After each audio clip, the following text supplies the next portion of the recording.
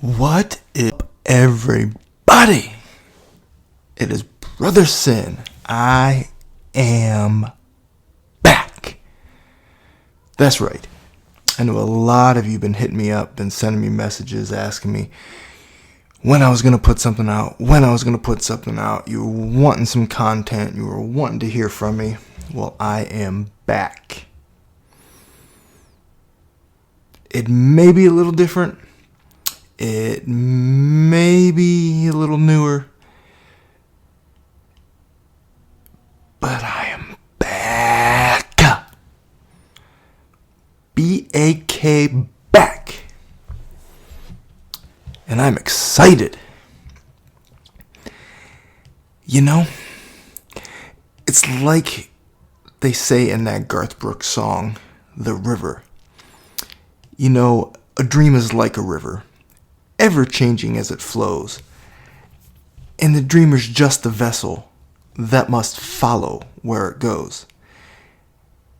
Never knowing what's behind him, never knowing what's in store, makes each day a constant battle just to stay between the shores. And that's what we're doing here.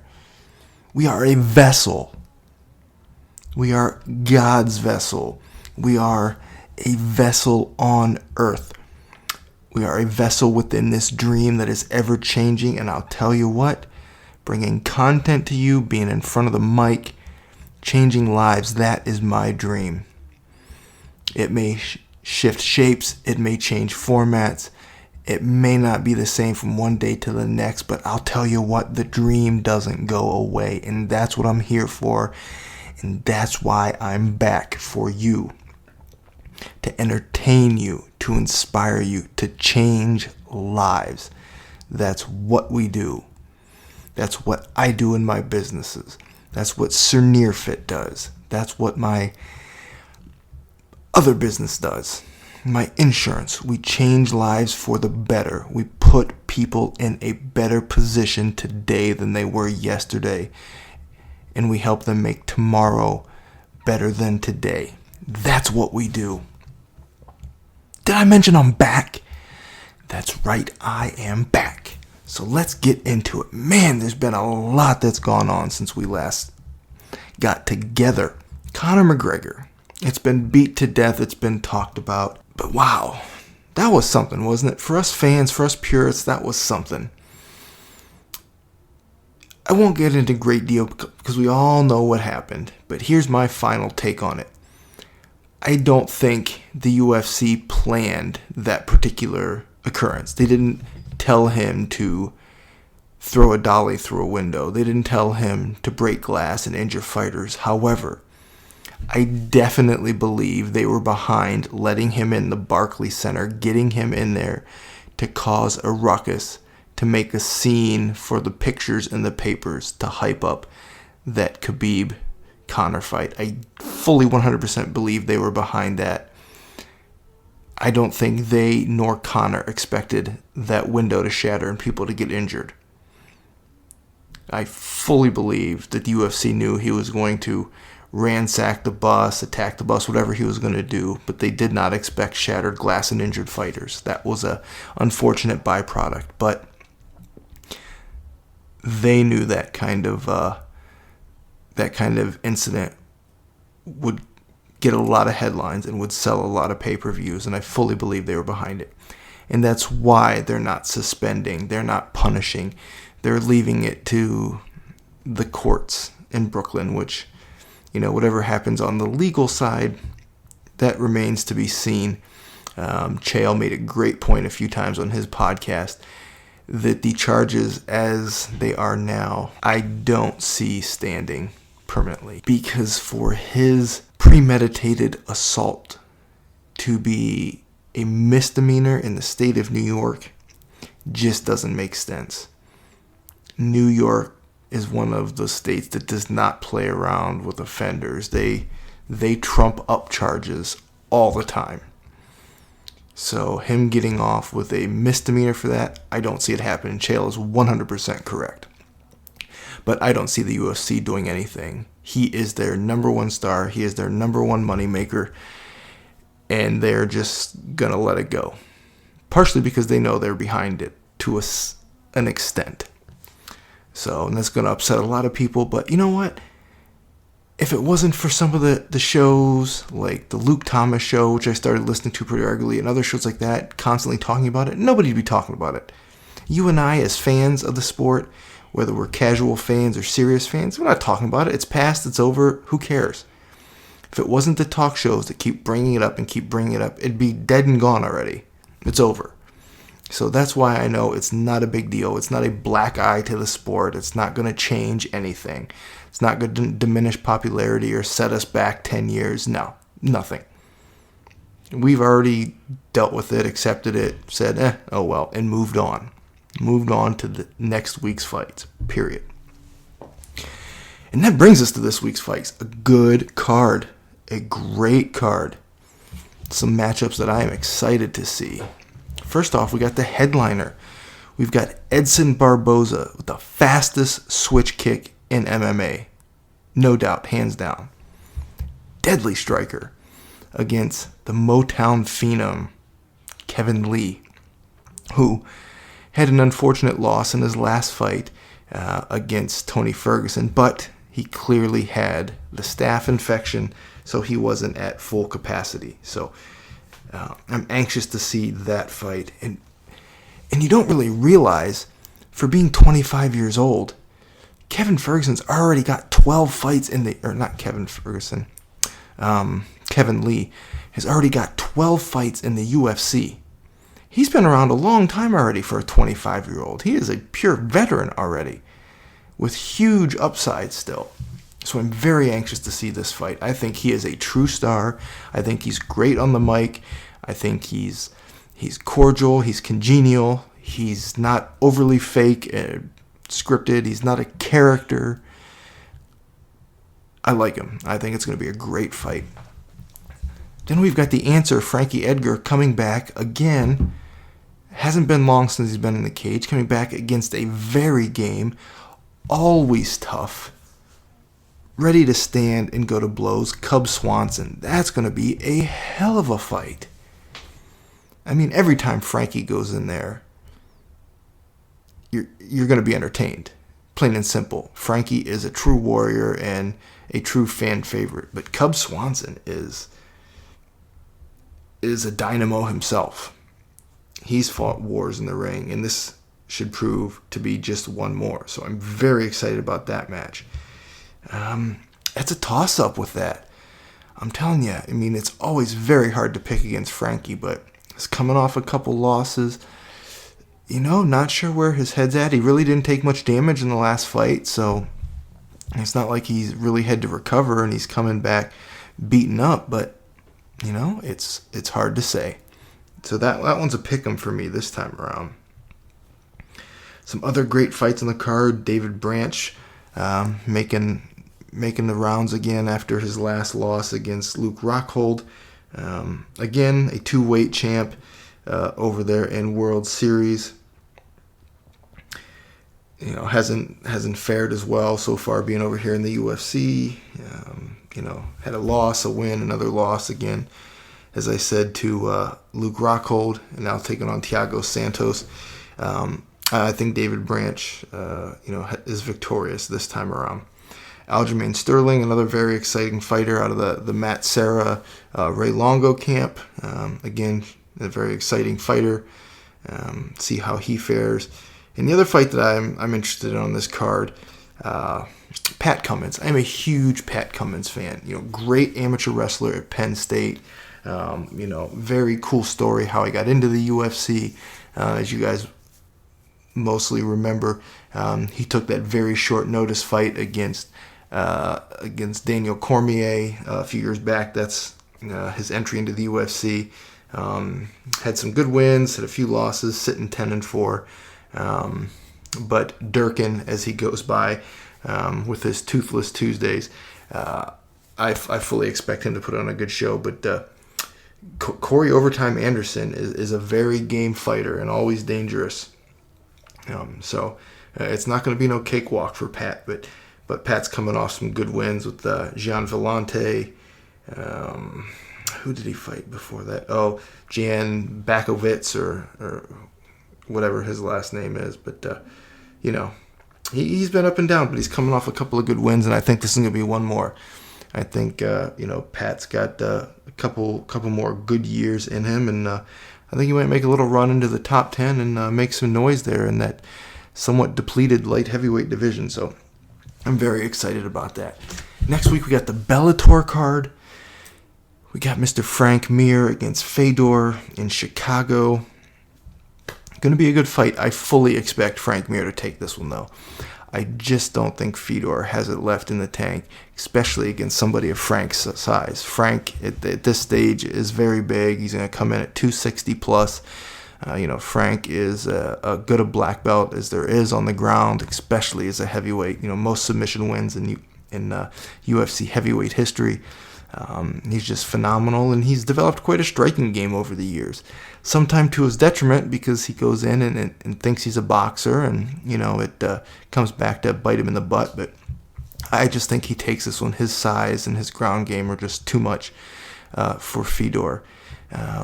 The only other fight on that card that I'm interested in, really, Dylan Danis making his Bellator debut. As you guys know, or may or may not know, Dylan Danis is a pretty high-level black belt in the jiu-jitsu world, pretty outspoken, brash talker, makes a lot of waves online, in the BJJ world. And, I'm interested to see how he fares in the octagon, or in the cage, I should say. A lot of those guys are young jiu-jitsu stars are transitioning over. Gary Tonin had his first victory a few weeks ago, looked pretty good. Got a TKO win, so fairly excited about that, and it's going to be pretty good. So I'm interested to see how he fares with that, and again, just to see if he can transition into a well-rounded mixed martial arts athlete as opposed to just jiu-jitsu. So it'll be very interesting to see if he lives up to everything he's been hyping himself. So that'll be interesting. And I just saw here earlier that there will be a Chael Sonnen and Frank Mir live event Friday night at the Laugh Factory, Chicago. So if you're in the area, I would definitely check that out. I will be there. That's close enough for me. It's about 5.5 hours. I'm going to make the trip out for the show. So that'll be a nice little Friday night trip. Check out Mr. Sonnen, Mr. Mir, and I will be very to see if they try to make a comedy show out of this. So we know Chael P has chops. He can entertain regardless of the format or venue. Frank, I don't know. We'll see. So anyhow, so outside of the fight world, what's going on with you guys? I talk to a lot of you on the regular. You hit me up with messages, and you're pretty open and talking with me, so I do appreciate that. You're often supportive of my life, and you see things I post, whether on Instagram or on the Facebook fan page or whatnot. So, what's going on with me? So we are in the new house. Been about a month now, really getting settled in. I gotta say, couldn't be happier with it.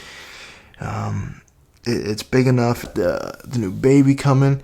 I don't remember if we talked about it on the last show or if it's happened since, but Brother Sin, baby number 4, is a girl.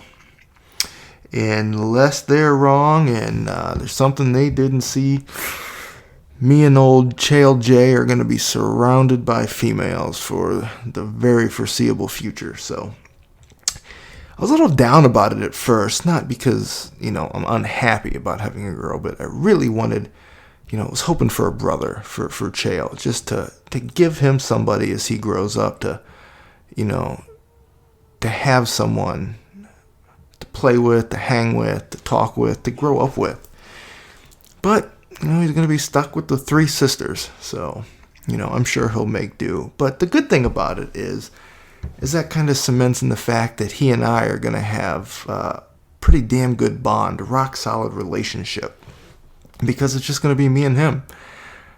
I love my daughters to death, and I love my wife, but, we're going to be two guys, fending them off all the time. And it's going to give us a lot of opportunities to, share things and grow and be great friends, which is what you want. I mean, obviously you need to be a parent first and, discipline and nurture and all that good stuff. But, as they get older, you want to be friends. You want to be best friends. And I've got that with my oldest daughter now. We do a lot of stuff together. I took her to see Monday Night Raw over her spring break, and she could not have been happier. It was a total surprise. I told her the whole way up we were going to run an errand. I didn't tell her what, didn't tell her why. We got to the queue. We pulled into the parking deck. She had questions upon questions, and I just kept telling her, we got to go inside and pick up a package. It's inside the building. All these other people are here for the hockey game because they had a big, Cleveland Monsters banner on the building. So we went in and, we're walking through the arena, and I told her we had to go to the office to get this package, whatever. So I walked in. I said, "Do you want to look at the ice rink?" And she said, "Yeah, absolutely." So we walked, through the concourse down, opened the curtains, and boom, right there, the ring, everything, the lights, Monday Night Raw. She was ecstatic. She had no idea. And she's really becoming a WWE fan. So that was awesome. That was really exciting. And, she literally, it was like a 4.5-hour show.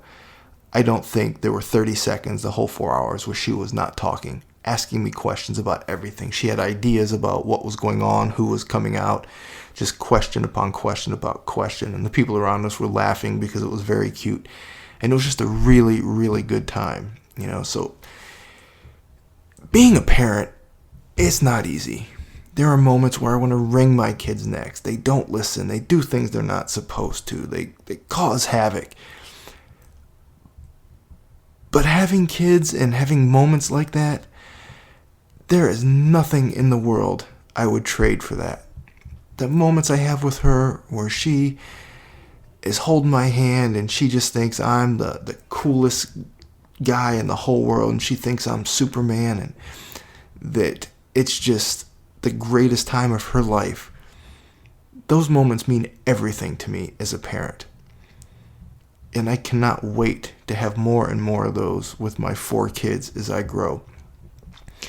Unfortunately, I'm a lot older than my dad was when he had me. My dad was just turned 23 when he had me. I was 36 when I had Chael. I'm going to be 37 when I have my 4th one. So I'm definitely a little longer in the tooth than my father was.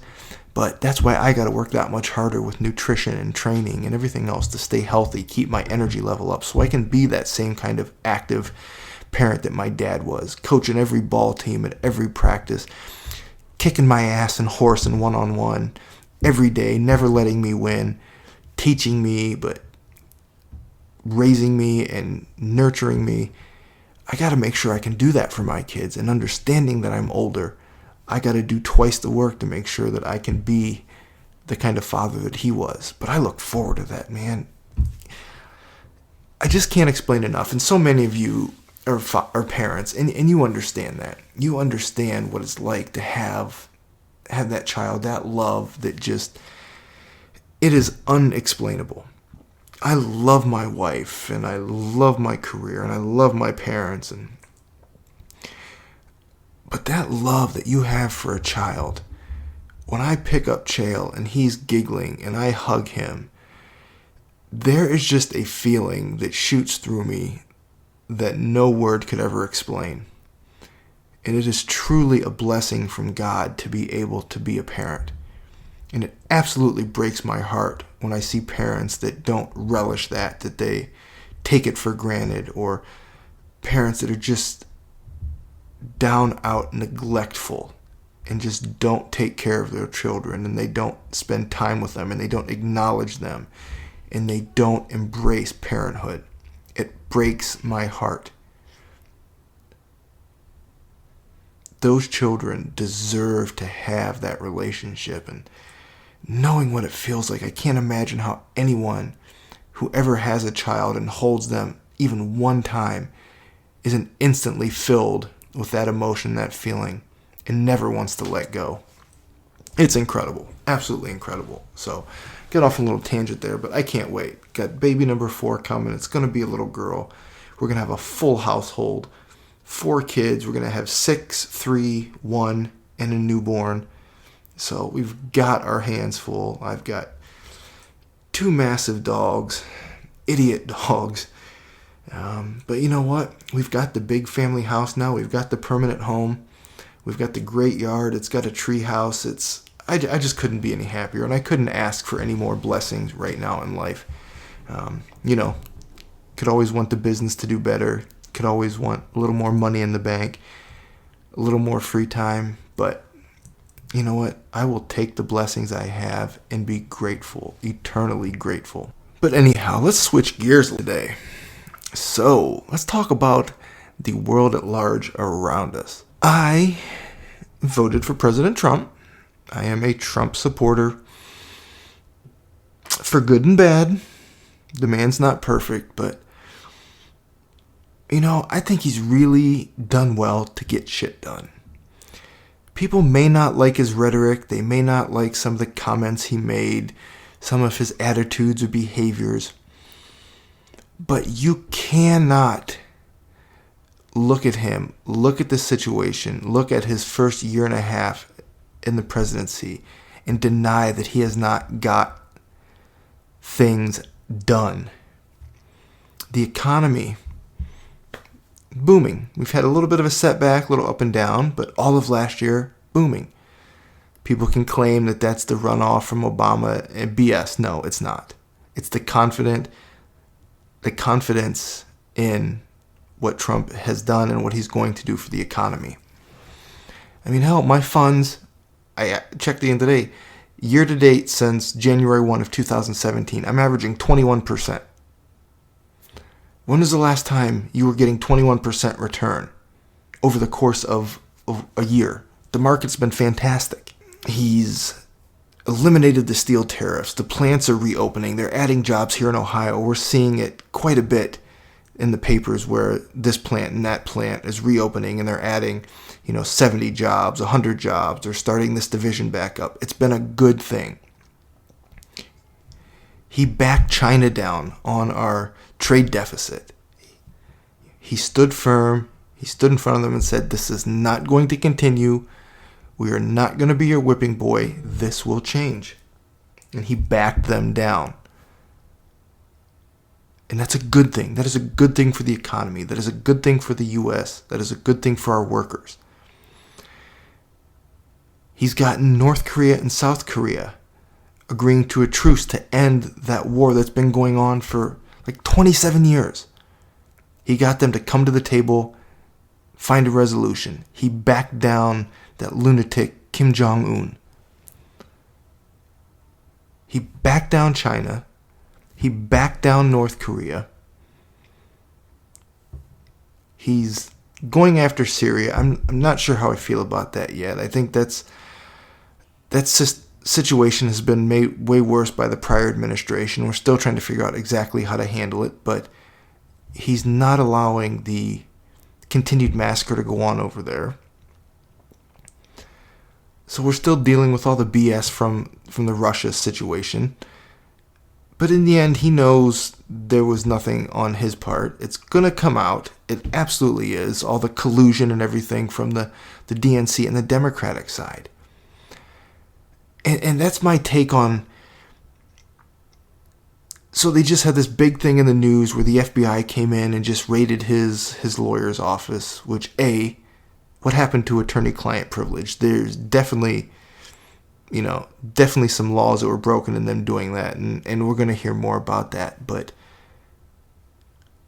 I heard this from someone, and I don't remember where, so I apologize. I don't remember which show that it got brought up, but I absolutely agree. I think he knows what's in there, what's going to come out about Hillary and the DNC, and a lot of this. You may not believe it. If you're not a Trump supporter, you may not believe it, but if you've got any common sense, go take a look, do your research. The Clintons and the Clinton Foundation are a dirty, nasty, foul group. They have done heinous things over the years. heinous things for money. There is so much blood and corruption on their hands. It is absolutely appalling. And I believe that Trump knew that if he let his attorney get raided and he allowed himself to be part of that process, whatever little may come out on him, that there will be so much more that's going to be found out, uncovered, fully released about all the Clinton stuff that he's been talking about for a long time. I think that's where it's going. They call him maybe the Teflon Don. Maybe he is. I don't think he's perfect. He's certainly not infallible, but what's more important in our president? That we have a squeaky clean, Jimmy Carter type in office and all shucks, good old boy who's got no skeletons but gets nothing done, or somebody that's a little greasy, a little rough around the edges, not your perfect next door neighbor, but somebody that takes control, does what he says, and gets things done.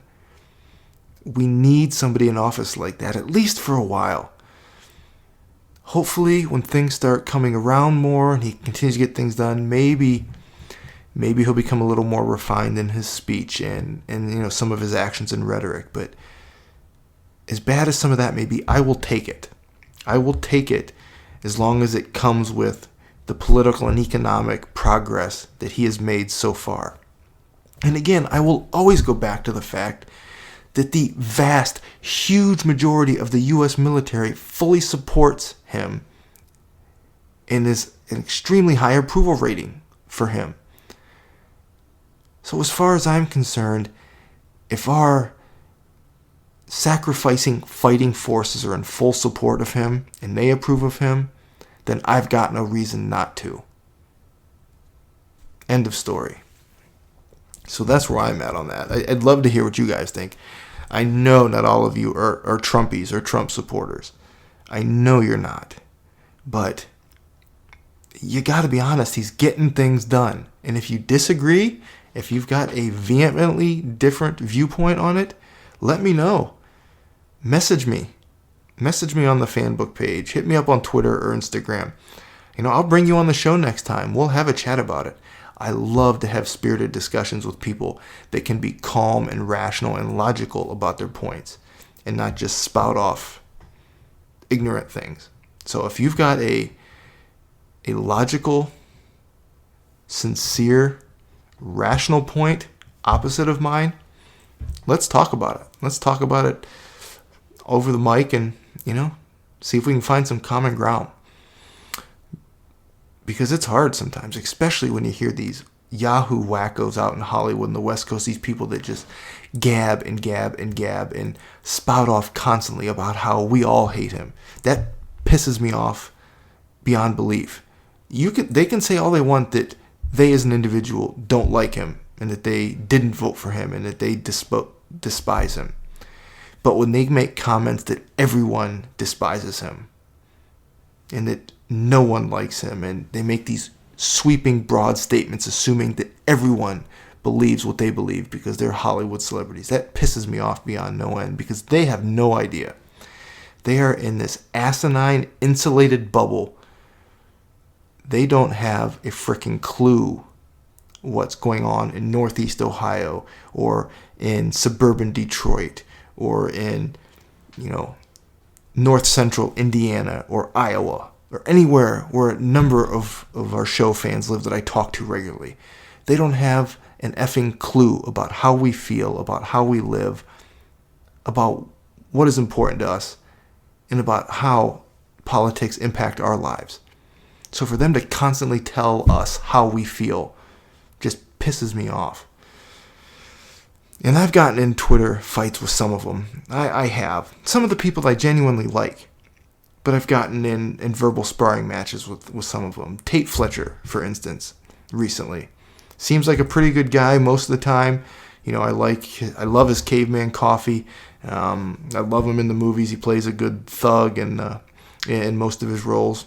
Ultimate Fighter, that kind of stuff. He was in the UFC. But he's another one that just vehemently spews hate towards Trump nonstop. It seems like 24/7, most of his tweets are about despising Trump, telling me how bad he is, telling me that I don't like him, never once acknowledging that he may be beneficial to other parts of the country outside of his Venice Beach bungalow, his movie set. It's a different world, and they don't get it. They don't get that they are not living in the real world. But again, if you've got a viewpoint on it, I'd love to hear it. I'd love to grow and educate myself and learn. If there's things that I don't know, educate me, man. I would love to expand my horizons. And speaking of that, I'm going to talk to you about a few shows that I've gotten into that a little hokey, good or bad, but they're worth listening to. So there's two.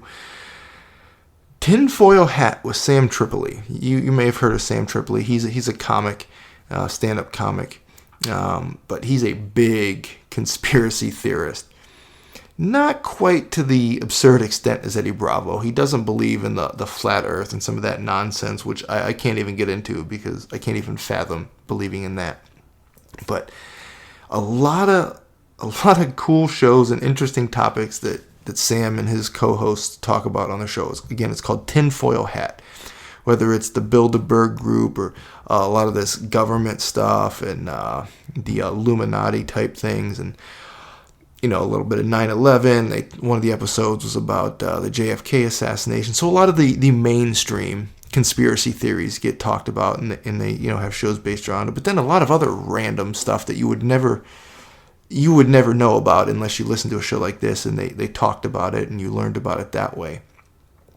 Things that I never knew about, but these people are bringing them to light. Again, I don't know how valid a lot of it is, or if it's just all ridiculousness, but it's fun to listen to because, the possibility of some of these things being true kind of blow your mind. I mean, most of them not good things. It's not like if they were true, we'd be in a better place as people in a better world. Most of them are negative things, but kind of blows your mind to think that some of this stuff could really be happening or could have happened. So that's one of them. And the other one in the same vein, actually by UFC Hall of Famer and veteran, great wrestler Pat Miletich, has a conspiracy theory show called The Conspiracy Farm. That he records out of Iowa there, a podcast. But again, another one, Pat's really into conspiracy theories. Sometimes him and Sam will have swap casts and on shows together, and they really have some interesting conversations. But Pat's show is really unique in itself because, again, he's huge into the conspiracy theories. And to me as a fan, that's interesting because, I like the conspiracy theory talk, but I'm also a huge fan of Pat from his wrestling and fighting days and his impact on the sport. So it's kind of a crossbreed on that. And it's interesting to see somebody come from, fighting, to having a whole different set of interests. So I would check those out. It's worth your listen at least a few times. Get a few laughs out of them. But, look them up on iTunes, scroll through the episodes, find a topic that you know about or seems interesting and listen to that show. And, you might learn a few things and you might get a little scared, you might get a little skeptical, but you'll definitely walk away with, a greater sense of, interesting. So, all right, guys, that's really all I had today. Just was really excited to get back on with you, and I've been trying to make time, but so much involved in moving and getting settled in, and then the longer you take a break from making the time to sit down and record, it just becomes more habit to not do it. And we got other things going on, and just don't make the time to sit down and do it. And that was a lot of the problem before, is we didn't have a regular schedule. We couldn't seem to find a way to just make a regular routine schedule. This is when we're going to sit down. This is when we're going to chat. This is when we're going to record. And that became problematic for me because I have a lot of availability. I own my businesses. I don't answer to anyone. So I'm very open. But at the same time, I have to plan. I can't do things on the fly because I have so many responsibilities and businesses to run, and I'm always busy. I need to have things set out. I can't do things last minute, and that became a problem. And really, sadly, was a good bit of the demise, which brought me to the format we're at today. Whether it's, we go with Beyond the Truth or SIn-ful Nature, whatever I end up with here on the show, however I take it, it's not going to be the same. I think you've kind of figured that out by this point in the episode today. It's not going to be the same as it was. So some of you may no longer want to come along for the ride. Some of you may be more excited now to come along for the ride. But this is what we got. You got Brother Sin in front of the mic, and I'm going to do my best to come at you on a regular basis, entertain, educate, and inspire you. And I want it to be a lot more interactive. I had opportunities before to have guests on and do some things, and we couldn't agree on it. I had some people lined up and was just told, we didn't need it. So now, I'm gonna try and make a few changes and make it more interactive, make it more personal, and see if we can grow this a little bit and just have some fun. A lot of you listeners I've talked to have very interesting stories yourselves. You all lead very interesting lives, and definitely some people that I wouldn't mind having on talking to. Just finding out about how you are and the life that you live, because we can all learn something from everybody else. There's something that you do in your life that could benefit me. I guarantee it. Every one of you has something that could benefit my life. So that's what we're going to do here. We're going to educate, we're going to inspire, and we're going to motivate, and we're going to entertain. It's going to be fun. It's going to be a lot of fun. So I hope you've enjoyed the little chat today. It wasn't anything groundbreaking. It wasn't anything astounding, out of this world. It was just me and you. Just a couple of friends sitting down, having a chat, catching up. And that's what we're going to do. So until next time, guys, this is Brother Sin. I'm out.